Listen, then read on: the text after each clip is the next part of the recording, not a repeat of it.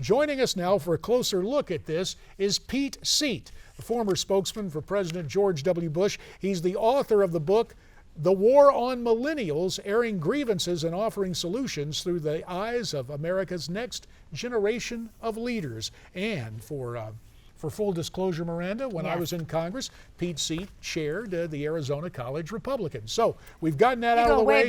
We go way back. That's right. Pete, it's so great to have you here with us today.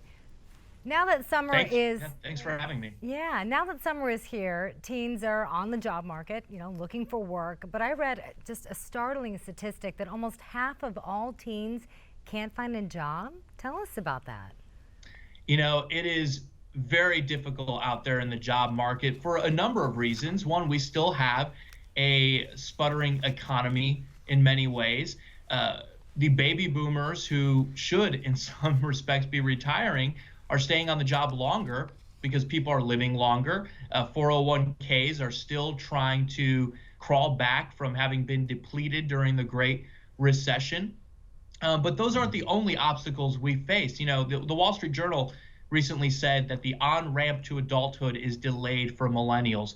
But we've also got, as the congressman mentioned, unprecedented national debt, unsustainable entitlement programs on the fast track to insolvency, souring international relations. We have a whole host of obstacles in our path to having a prosperous future. Well, you've gone through a litany of problems there, Pete, and believe me, when I hear this, it is tough to be optimistic. And pessimism is borne out by some stats that just came out about teenage unemployment and young adults aged 18 to 29. Although national unemployment rates in April were at 6.3%, unemployment in the younger age group was at 9.1%. And if you include discouraged workers, in other words, workers who said, no thanks, I'm not going to look for work anymore, you have a situation where unemployment is at 15.5% for this age group. So with that situation, what happens? Are millennials lured into kind of the frustration of paralysis, saying, well, there's nothing really out there for me to do? Is there a kind of youthful pessimism? It almost sounds counterintuitive. We think about young people being optimistic, being go-getters, trying to get out in the workplace. Does this just translate to kids staying at home till they're age 30? What's going to happen? Unfortunately, for many, that is the case. Yet we remain a very optimistic generation, in large part because I think we trust ourselves more than we trust those currently at the helm and in power. We trust ourselves to get this country on the right track. But unfortunately, when that time comes, we will find ourselves prisoners of the past. We will find ourselves having been shackled by the inaction of those currently in Congress who refuse to address these challenges. And for those millennials who do have jobs, many have jobs, they also find themselves in a situation where they cannot advance and get promotions and get raises. They feel stuck. They can't move forward, and that means they're not buying houses, they're not buying cars, they're relying on public transportation, staying in rental units, they're not building a nest egg for themselves. Yet, here's something that is interesting. We are, with all these challenges, we are saving more and at an earlier rate than any other generation in American history. We have figured it out that we're going to have to do it for ourselves. We cannot rely on the government and others to do it for us. Now, are they saving more, though, because they're staying at JD's house? Just kidding. You don't have to answer that question. But come one, come all, right? Yeah, right? Let's also talk about the crippling factor of student loans and how difficult it is to actually get them and then pay them off. Like you said, a lot of these people are graduating from college. They can't get a job, and then they have $40,000, $50,000 in student loans that they have to pay back. Yeah, the average right now, the latest statistic I saw was $28,000 on average in student loan debt on the shoulders of America's young people. And it's because colleges, frankly, have taken advantage of them for years. The former governor of my home state of Indiana, Mitch McConnell, is now president at Purdue University, and he has frozen tuition rates there for 3 academic years in a row because he had a very simple philosophy.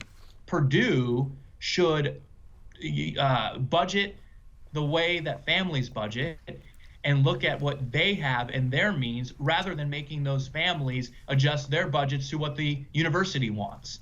And I think a lot more colleges and universities need to take that philosophy and realize that they have taken advantage of these young people who sometimes take 10, 20 years to pay these loans back. And Pete, here's another stat for you. You ready for this? According to the Congressional Budget Office, the U.S. Department of Education is forecast to generate $127 billion in profit over the next decade from lending to college students and their families. Pete, how can this possibly be justified?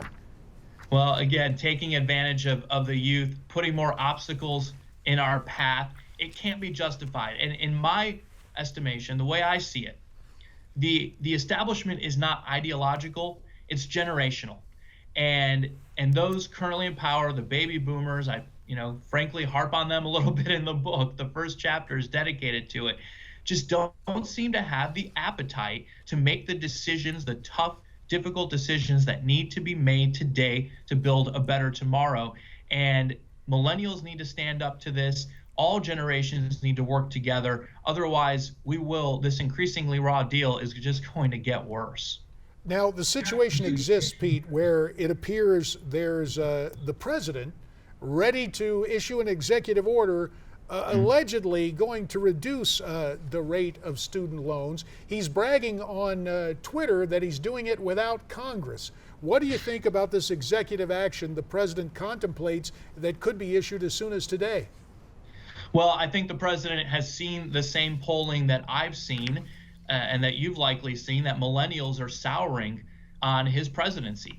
We carried him down Pennsylvania Avenue as a generation right into the White House in 2008 and again in 2012. But all of that hope and change has not come with results.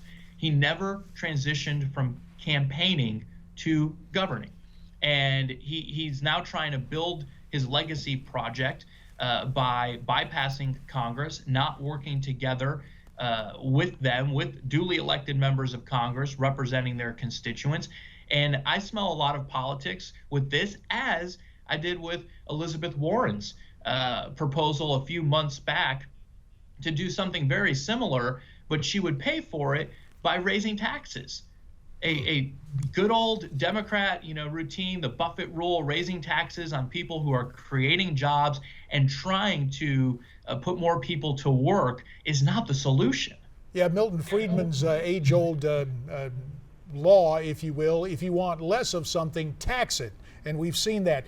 Mitch McConnell, for his part, on the Republican side of things, maybe the reason the president contemplates this executive order is what McConnell had to say. The senator said, and I quote, "This bill doesn't make college more affordable, reduce the amount of money students will have to borrow, or do anything about the lack of jobs grads face in the Obama economy." Pete, as we come back out, about a minute and a half left, have we reached a situation where, and again, apart from ideological leanings, generational reality, have we reached the point where people are rethinking 4 years of college out of economic necessity? Out of economic necessity, and I think just economic reality, that we do need to diversify our economy. We here in Indiana have very much highlighted vocational education. There are thousands of jobs sitting vacant because young people don't have the skills for these highly skilled and high-paying jobs in manufacturing that require very technical expertise. And I think we need to understand that our economy needs that diversification. We can't just all go to college. College is important, and it leads to success. I'm one of those who went to college and have learned that. But there's vocational training that needs to happen as well, so those jobs can be filled and we can continue to grow our economy. His name is Pure Poetry, Pete Seat. The name of his book, The War on Millennials. Pete, we thank you for declaring a ceasefire this morning and cluing us in on this upcoming generation. Thanks so much for your time and your appearance here on America's Forum. Thanks for having me. So let's put the question to you. Do you have kids at home who are approaching age 30? And what about this whole executive order for student loans? We'd love to have your comments. Why don't you tweet them to us at Newsmax TV, hashtag America's Forum. There's also email, connect@newsmaxtv.com, or you can go to facebook.com/Newsmax. Did I say back? Yeah, we're coming back.